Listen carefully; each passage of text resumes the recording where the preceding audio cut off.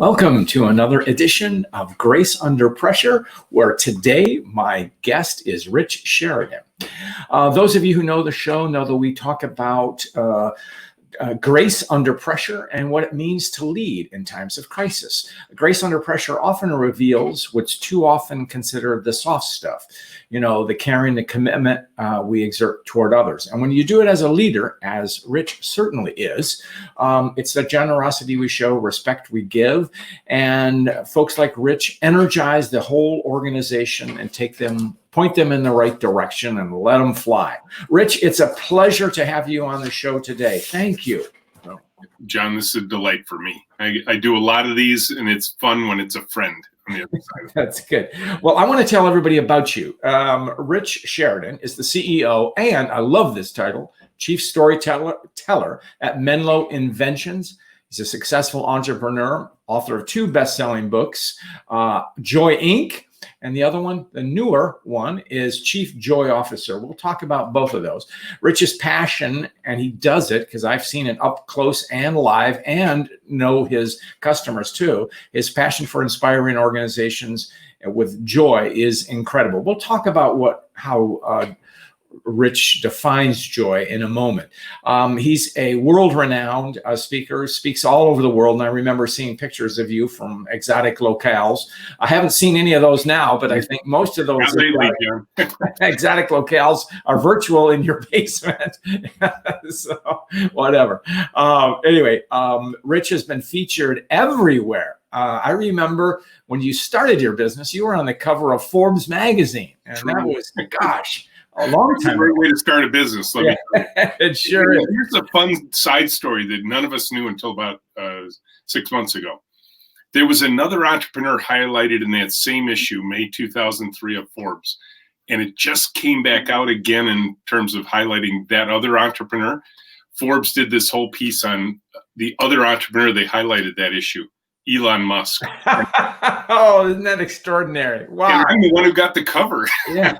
That's never going to happen again. Oh, yeah. Well, that's great. And well, here's the serious thing. Rich doesn't just talk about joy. He practices it every day at Menlo, which is a custom software and consulting company co-founded 2001 and in our hometown of Ann Arbor, Michigan. And he received lots of recognition, especially the Alfred P. Sloan Award for Business Excellence for 11 consecutive years. That's pretty cool. Those of you who know Alfred P. Sloan, he was the former CEO of General Motors, essentially built General Motors. So anyway, welcome, Rich. It's a pleasure to have you with us today. So. Great to be here, John. So what does 2021 look like for either you or your clients? What are you expecting to see? Well, as everybody has, we've been going through the pandemic, and it has had tremendous impact on us as a business, both from how we work, because as you know, John, we like to be in a big room together, and that wasn't going to happen for a long time, and we don't even know when we get to be together again. So the work from home component was a little bit jarring for us, as you might imagine. Yes.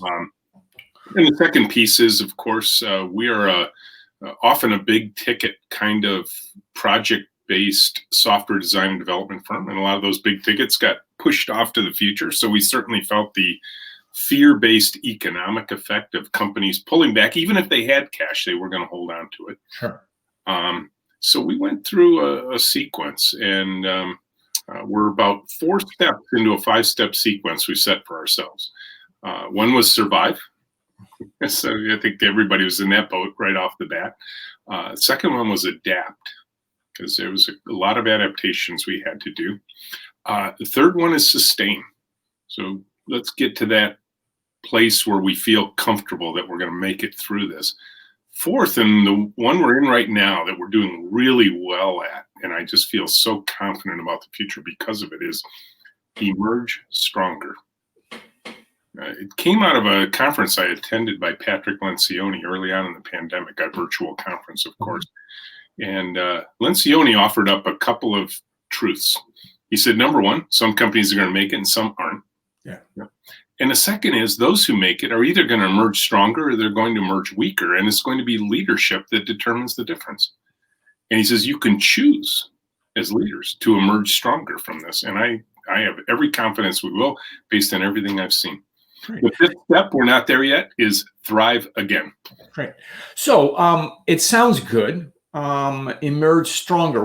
And Lencioni, a great management thinker and speaker and author, says you have a choice. So leadership is the salient edge. How do you define leadership in times of crisis? Because that's what this show is all about. So, well, there is always room for optimism. As leaders, we need to bring that human energy to the fore. Yes, times are tough. We're under assault. I think sometimes these are the best places to emerge as a strong, optimistic leader, because your team is often looking for that energy, that confidence that we're going to make it through this. And I'll be honest, John, I wasn't that guy in the first several weeks of this pandemic. In fact, I would say my team responded faster than I did, which I think is a testament to having built an intentionally joyful culture over all these years. Right. What did that mean that your team responded better than you do? How did you see that? So for me, I can remember like 2 days in when that week of March 16th, when everything was, collapsing down around us, right? The national emergency had just been declared. The governor was issuing, shelter in place orders. And I saw these foundational principles of Menlo, practices, if you will, working in a big open room, working to a computer, inviting thousands of people a year to come visit us from all over the world, teaching them about this idea of joy in the context of work. And all of that was shutting down, right? We couldn't be in the office. Nobody could get on airplanes and come and visit us. And I'll admit to having panicked a bit. I can remember the Tuesday. It was like, so that would have been March 17th. Yeah. And I looked at Erica sitting next to me. I said, what is today? She said, it's Tuesday. I said, no. What day of the week is it? She said, it's Tuesday. No, Monday through Friday. I said, what day? She said, it's Tuesday. And she was relatively new to the company at the time. And she looked at my co-founder and was like, is he okay? And James said, oh, he'll be fine. Don't worry about Rich. He'll be fine. Yeah. But, they just got to work. They just said, you know what? We can do this. Mm-hmm. And God love them for it, because I caught their wave like they had often caught mine. Yeah. Well, that is a wonderful testament to leadership, Rich, because and I've heard this before, the team picked you up because, as you had said, you have the firm, Menlo Innovations, you had the principles, you had that. So, and you gave them. And so you are set up, merge stronger, which will enable you to thrive. So that's a great story. So thank you for sharing that. I think listeners will get a good insight into that. Now it brings us to your fundamental concept of joy. Okay. How do you define joy, and what the heck does it have to do with business? So, yeah, great question. For me, joy is derived, is certainly in a business context, but I believe in other parts of our lives as well, from serving others to the point of delighting them. Mm-hmm. That's where we derive joy as Menlo, that the work we do when it gets out into the world and delights the people we intended to serve with the work that is often years in the making. Yeah. And when they come back to us and say, I love what you guys built. You made my life better because of this. Everything we've done to construct the company, all the practices, all the thinking, all the systems, the way we recruit and hire and promote, everything is focused on delivering that kind of joy to the world. So for me, joy is externally focused. Now, is there joy in the room too? Of course there is. I don't think you can produce joy in the world without having joy in the room as well. Yeah. Peters often says the cap of the kind of service you can deliver to your customers is going to be defined by the cap of the service you deliver to your staff, your employees, and that sort of thing. And I agree with that. Great. And I know about the sense of, do you make a distinction between joy and happiness? So. I do, and only because I can remember when I was writing the first book, and you've gone through this so many times, John, and eventually you're settling on a title, and Joy Inc. came to the fore pretty easily. But often it's the subtitle that's the harder thing to write for the It is. book, right? And my publisher, my editor, came to me and says, Rich, I think we've got it. Joy Inc. Take a peek inside the world's happiest place. And I said, oh, no, don't you dare. And she said, what? I said, joy and happiness are two radically different emotions. She says, what do you mean? I said, well, look, I said, we are not happy every minute of every day. I said, I think that, number one, in the context of work, that would probably require medication. I'd love it. Yeah. And the fact of the matter is, when you're doing hard, meaningful work over a long period of time, there's no way you can be happy every minute of every day. Right. Joy is that long arc of doing hard work together and delivering it to the world. It is. I often talk about, sometimes the terms are conflated often. Mm-hmm. And I always draw a distinction. You give me another metaphor for it, but I say joy, happiness is an ice cream sundae. It's fine, mm-hmm. but it's over. Joy is the enrichment that we get over time, and it sustains us. And that's what your firm has been doing for 20 years. So, and let me be clear. This is not to say happiness isn't important too. No. Right? I mean, we should be striving for that. Sure. We just shouldn't be disappointed if we don't have it every day, every minute of every day. If there's something that goes wrong, we're like, have we lost our mojo? Did we lose? I know one of your other favorite words. Yeah. No. When we're working hard together, you can't possibly be happy all the time. Now, you have a radical approach to software design, and tell us about. It's not an individual endeavor. Tell us what it is and why you came to that. So. Well, all of our lives now, in one way or another, are touched by software. You and I couldn't be doing what we're doing right now without software, right? It's everywhere. You can't run a business without software. And the fact matter is, software is complex. In the early days, back when I first started working in the computer industry, way back in the 70s, individual heroes could do great things. Paul Allen and Bill Gates wrote Microsoft by themselves, just the two of them, over about 3 months. Yeah. The first version of DOS. Yeah. Later versions of Windows had 10,000 people working together for 5 years. So here's the simple fact of life in the software industry. It is teamwork. And teamwork alone that will get the job done. No more individual heroes. Most organizations who build software build it with a hero-based environment. We don't. We take a team-based approach. And by doing that, we pair people together. We have them share a computer, keyboard, and a mouse. We switch the pairs every 5 days. And the result of that is a cascading of knowledge constantly out into the team. And you have this, I'm sorry. And not building towers of knowledge. Yeah.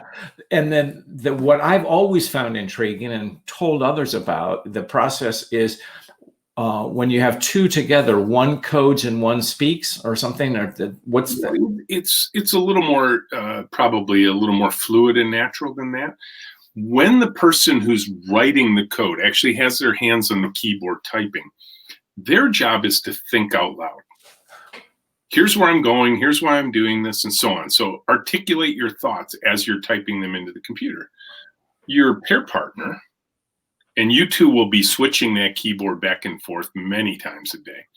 But your pair partner's job is to challenge you, is to ask you questions about it, to make sure, kind of drill down a little bit and say, are you sure that's going to work? How about this? And so it's not a, hey, John, come and watch me work all day, kind of boring day. This is an active, participatory discussion of problem solving.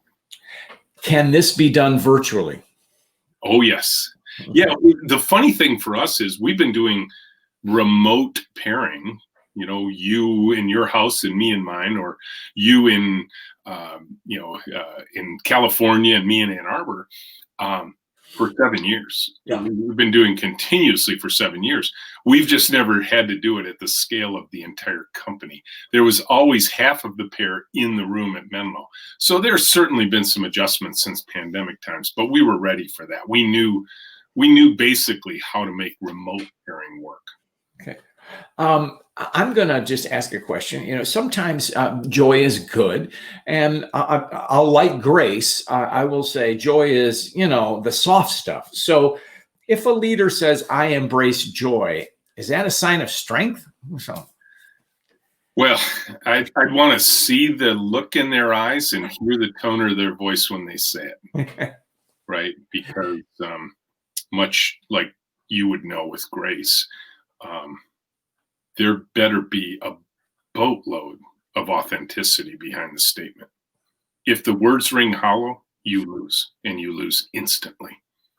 I think one of the finest tuned senses of smell we humans have is the sense of smell for authenticity in another human being.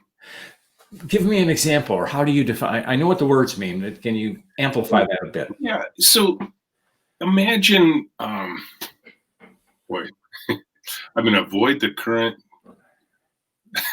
emotions and situation of the day, but imagine a leader gets up, leader of a corporation gets up, and everything about the way the company operates is fear-based. It's, pounding fists on tables, yelling at each other in meetings.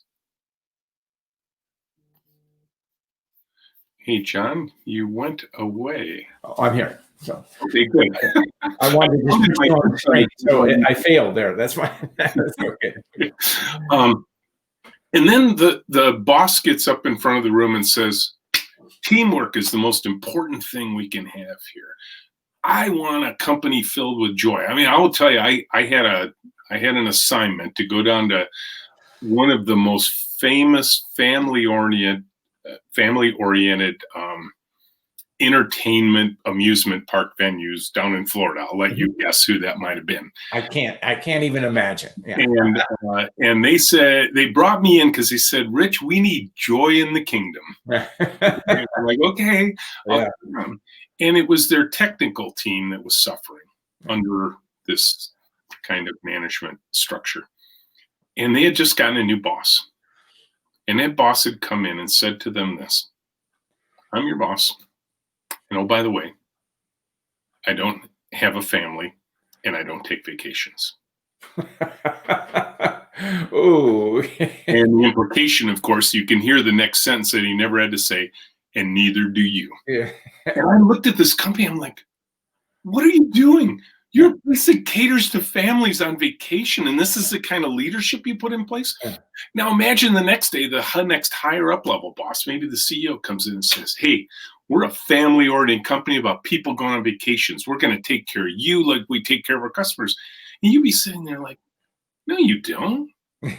Right. What if you hired that guy? Right. And so it collapses so quickly. And I will tell you, I mean, you want to talk about accountability and leadership? Imagine you're a guy like me who writes books on this subject. We do tours of the company. I'm walking people around. My team can hear joy this and joy that and so on and so forth. My greatest fear is one day one of those team members of Menlo is going to pull me aside after a tour and say, hey, Rich, that company you were describing on the tour sounds amazing. Can you tell me where they're located? Because I'd love to work there. That's a good one, isn't it? Yeah. That's kind of like your children speaking truth to parenthood. Oh, absolutely. Yep. Oh, that's great. You have those children too. Yeah. Right. Did you bring a copy of your Joy off with you? I did. Oh, good. I'd like you to pick a passage and let's talk about it, please. Okay. Hold on 1 second. I'll go get it. It's right here, John. Yeah. Never far from me. Well, this is a show that when I can promote someone's book, I'm going to do it. So, and awesome. What a novel way to pick a passage and write it and show people the cover of the book too. So yeah, I will do that. So here's Here's the book. Good. Forward by Tom Peters, by the way. He's actually become a friend. It's incredible the way my life has developed in that way. Okay, so what you just want me to read right from the book? So, yeah, pick a passage. I'm sorry, I didn't make that clear. No, that's fine. I think, as I thought about what we were going to talk about, and even probably our mutual friend in town here, Ari Weinswag, is talking a lot about humbleness these days. And I have a chapter 2 in the book, which is the first part of the book. Part 1 is about what are the qualities of a joyful leader. Mm-hmm. And so a lot of them: loving, authentic. And in this chapter, I talk about humble. Mm-hmm. The epitaph is, I think, as meaningful today as it's ever been, by General Douglas MacArthur. Build me a son, O Lord, who will be strong enough to know when he is weak, brave enough to face himself when he is afraid, and one who will be proud and unbending in honest defeat, and humble and gentle in victory. It's a great comment. Yeah. Boy, do we need this one. Oh, big time. Big time at every level. And I will say, General MacArthur didn't quite practice what he preached. Of course. Yeah. Probably hard to win the Pacific Theater War. But it raises a good point. And that is that leaders are not saints. No. Leaders are fragile creatures. Well, part of it for me is like that story I told at the beginning. I knew when I was failing and my team rescued me. And I have to admit that wasn't probably my finest moment, but I'm going to have those.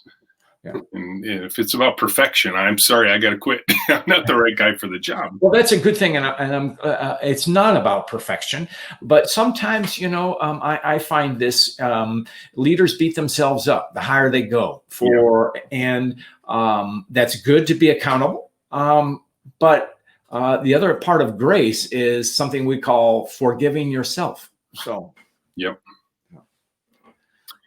Yeah. So I don't know if you want me to go further. No, that's fine. That's great. I love that kind of stuff. You have a concept called good leaders make more leaders. What I think you gave us the perfect example of that when your opening story, but do you want to embellish that? Well, probably every organization I was ever a part of, and I was in the corporate world till I was 43 years old. It was all about leaders are anointed with hierarchical authority. And until you were anointed, you weren't a leader. Right. So you got the manager, director, vice president, executive vice president, CEO title. You weren't seen as the top guy or gal in the organization. And that is very, very limiting to human organizations. Because what I've learned since then, and I had to unlearn a lot of things that I was taught by bosses I had in the past, leadership can occur from anywhere. Indeed. And if we allow that, from my position as CEO, for that leadership to emerge wherever it's going to emerge, you can get interns who are leaders. You can get frontline workers who are leaders. And it is our job as the people running organizations to create the environment where that's not only possible, mm-hmm. but that it becomes an expected norm among everyone who works for you, and it's embraced and encouraged and supported throughout the organization. And, especially for a software company or, you're in the knowledge business, as most of us are. I mean, you're only as strong as the individual and collective energy and knowledge of your team. So, one of my guys one time, many years ago, he said, "Hey, let me tell you where I'm heading in my own career." He says, "I want to climb the ladder. I want to get to be VP. I want to be in the corner office with the windows." And James and I looked at him, my co-founder and I, and we said, "Awesome. Let's help you find that place." Yeah. He's like, "What?" I said, "Well," I said, "Dan, look around the room." I said, "James and I are sitting out in the middle of the room with everybody else. There is no corner office here, even for there's no gifted C-suite. You're not going to find that here." And it wasn't like I told him he was wrong. That wasn't our goal. Right. And that gets to your selection process. What do you look for So, Yeah, well, because we pair together, mhm. that's an unusual construct all by itself, right? Right. So, number one, we look for people with good kindergarten skills. Good kindergarten skills. I love it. I know I would fail at. So. Me too. I will tell you, I don't think I'd pass our own interview process. But in fact, we had said that for so many years. What's the first thing you look for? And plays well with others, doesn't hit, bite, scratch, swear, run through the room with scissors over their head, and that sort of thing. But one day, I told the team, I said, guys, go home tonight, find your kindergarten report card, and bring in a copy. And they said, what? I'm not even sure I know where mine is. I said, if you don't know where it is, your mother does. Yeah. And sure enough, the next day we got all these kindergarten report cards. John, go find yours or, any kindergarten report card. I don't care what generation it comes from. And just read the social skills section of a kindergarten report card and think to yourself, why wouldn't I want a company that behaves like you're expecting kindergartners to behave? That's a great insight. That really is. It's something to aspire to. Oh, that's great. So we're getting toward the end of our show, and I always like to ask guests, do you have an example of grace you want to share with us, Rich? Well, in our business, John, there is a lot of expectations for knowledge, for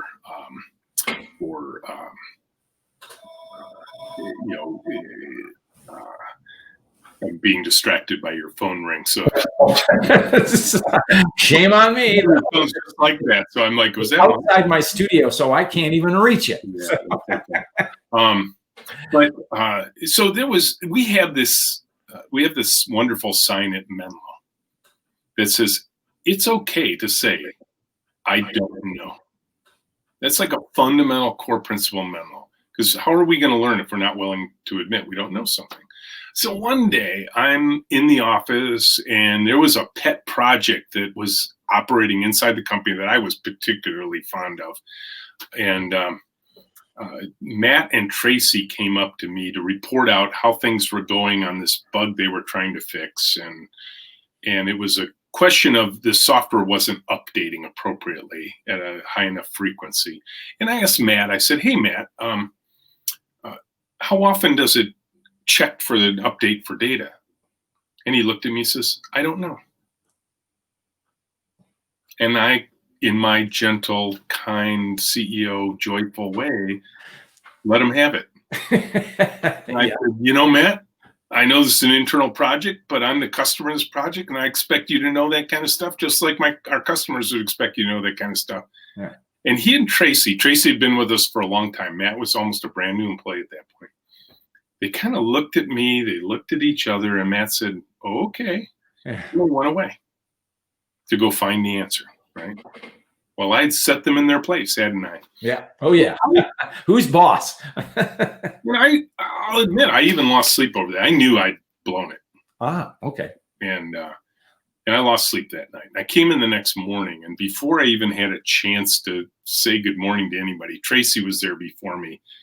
And she said, can we talk a minute? I'm like, oh. And she looked me in the eye, and she looked at me, and she used what I have taught our team every time there's conflict in the team. She looked at me and says, are you okay? So check in with the human first. That's something we teach. Mm-hmm. And I sat down with her and I said, this is about yesterday, isn't it? She goes, yeah, that was really weird. Okay. So right while we're getting into the conversation about why did I behave the way I did, which is, I'm delighted in the fact that there are a number of team members who are willing to pull me aside when I screw up. Absolutely. Right. Matt comes in the front door. Now, Matt had only been with us for a few months. And I motioned over. I say, hey, Matt, come here a second. Matt comes over and he sits down. And I said, hey, Matt, that thing that happened yesterday, I just want to say, I'm sorry. And without missing a beat, this guy who'd only been with us for a few months looks me in the eye and he says, I forgive you. Oh, wow. Yeah. What a leadership lesson for me. Yeah. You want to talk about grace under pressure? Yeah. When the CEO called you out the day before. Now, here's the real I remember. I told you we had a sign on the room that says it's okay to say I don't know. Yes. This discussion with Matt and Tracy, literally, I can't make this up, occurred standing right under that sign. Oh, the time when you chastised him, it was right under that. No, the sign was right there. Yeah. Right. And so, for me, the ability not only for me to operate better when I'm under pressure, Mhm. but to create an environment where people feel comfortable doing that themselves, right, with the CEO, that was a neat moment for me. Great. Well, thank you, Rich. This has just been so enriching. You've been so candid. You opened with a moment of disclosure. You closed with a moment of disclosure. So how can people find you? Yeah, menloinnovations.com is our website. Lots of stories there if people want to read it. Read about us. Obviously, there's a couple of books they can go buy, Chief Joy Officer and Joy Inc. And I'm on social media kind of everywhere. I'm not a big Facebook guy, but Twitter and LinkedIn, Menlo Prez, Prez is my handle there. Or they can write me an email at rsheridan@menloinnovations.com. Great. Rich, it's been an honor. Thank you for being here and for spending time with us. I know I learned something, so I say thank you. You are a man of grace. Thank you, John. Thanks for your friendship.